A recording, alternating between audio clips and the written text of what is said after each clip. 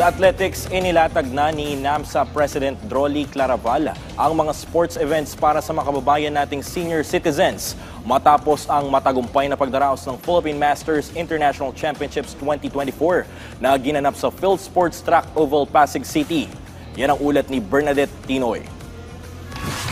Kasunod ng matagumpay na 2024 Philippine Masters International Championships na ginanap sa bansa, kung saan tampok ang mga kababayan nating senior citizens. Inilatag ni National Masters and Senior Athletics Association of the Philippines President Drolly Claraval ang punteriya ng pambansang kupunan na lumahok sa World Indoors. Sa pag-arangkada naman ng Tandang Pinoy sa bansa, iginiit ni Drolly na mas maraming sports events ang lalahukan ng mga atletang Pilipino sa susunod na taon.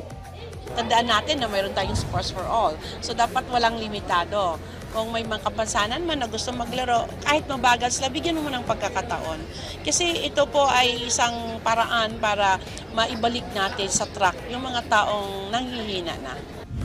Samantala, bilang record holder naman sa hammer throw, puspusan na rin ang paghahanda ng Filipino champs sa darating na Asian Games.